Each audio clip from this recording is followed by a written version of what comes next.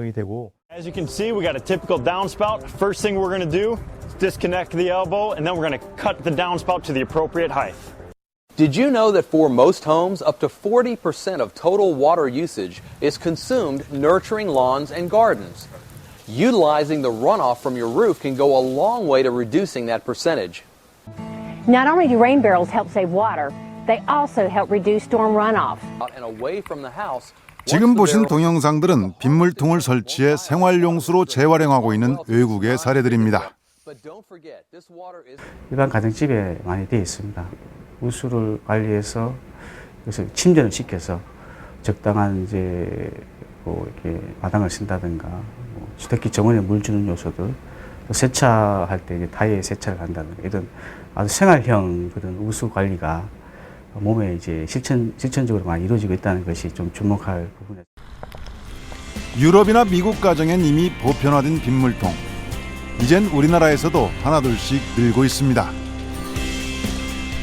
뭐 모든 건물에 다 홈통이 있거든요. 그게 그대로 나가서 하수로 가는 거예요. 제일 깨끗한 빗물을 하수로 집어넣어가지고 밑에 홍수를 일으키는 원인이 되는데 물이 깨끗하니까 이렇게 모으자. 구멍을 뚫어가지고 요거만 연결하면 됩니다. 이게 필터. 네. 여기 나무 찌꺼기 같은 것들은 여기 걸려가지고 이제 여기 걸리게요. 아까운 수돗물 대신 공짜 빗물을 쓰는 이점도 있지만 한 교수가 주력하는 건 빗물을 가둬 홍수를 예방하자는 것입니다. 건물 한 동의 옥상 전체에 조성된 정원에서 그 효과를 확실히 볼 수 있습니다. 이게 비가 그친 지가 지금 한 몇 시간 지났죠? 한 2시간 됐죠. 2시간 지났죠? 네.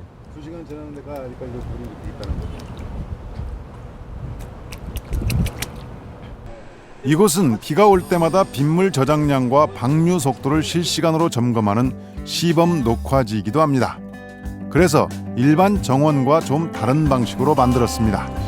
먼저 흙 밑에 설치한 배수관이 키포인트입니다. 방수시 2개 깔고 이걸 올려놨으니 비가 오게 되면 여기에 다 차이는 거예요. 차서 홍수로 나가는 양을 잡아주고 비 다 그치다면은 여기 있는 물이 뿌리에 공급을 하기 때문에 물을 안 줘도 그만큼 안 줘도 된다. 또한 흙을 돋우던 기존의 블록형에서 오목형으로 흙을 낮게 다져 빗물을 좀 더 오래 가둘 수 있게 했습니다.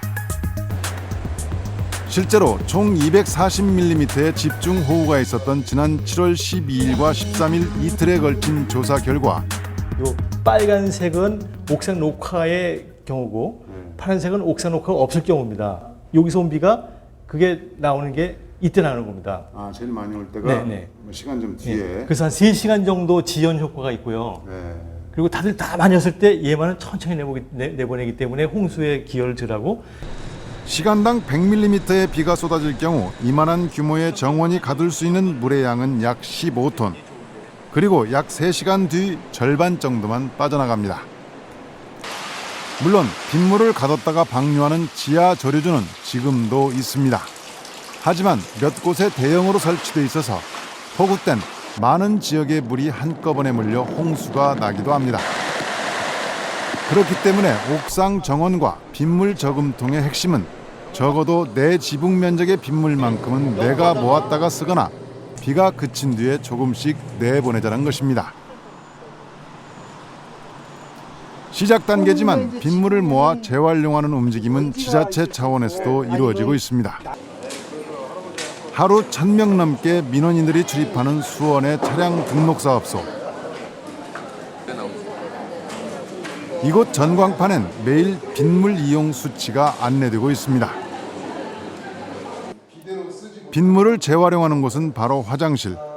한 번 물을 내릴 때마다 10리터 이상의 많은 물이 소비되기 때문에 수돗물 대신 빗물을 사용하기 시작했습니다.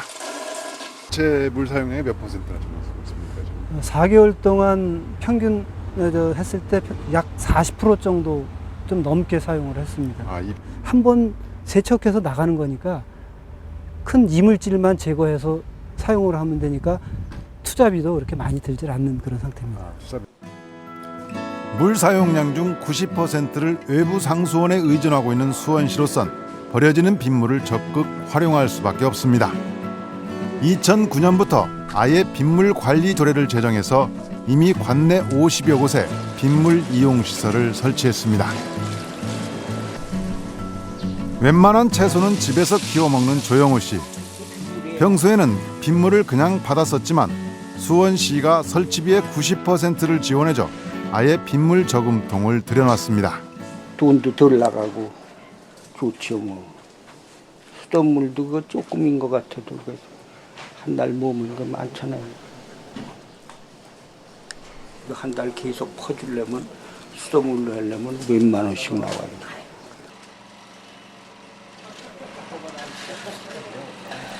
빗물 저금통은 위생적이고 쓰기도 간편합니다. 아 너무 편안하죠. 만날 물 들고 저기 올라가는데 여기서 가만히 스위치만 넣고 가서 틀면 그냥 나오니까 얼마나 편안해요. 개발과 동시에 체계적인 빗물 관리 시스템을 도입해 국제적으로 주목받은 곳도 있습니다. 2007년 옛 운동장 부지에 들어선 서울 광진구 자양동의 대규모 주상복합단지. 건물이 들어서게 되면 물이 흡수되지 않는 불투수 면적이 커져 주변 지역의 침수가 우려되는 곳이었습니다. 빗물 관리 시설을 하기로 결정했지만 설치 비용이 문제였습니다. 용적률 인센티브를 3%를 더 추가를 해주면은 개발자들한테도 이득이 가는 거고, 그리고 또 빗물 저류 시설을 놔둠으로써 입주자들도 그 빗물을 이용하기 때문에 물 전략을 할 수가 있고요. 모든 건물의 옥상과 지표면에서 모아진 빗물은 지하에 1000톤짜리 탱크 3개에 저장됩니다.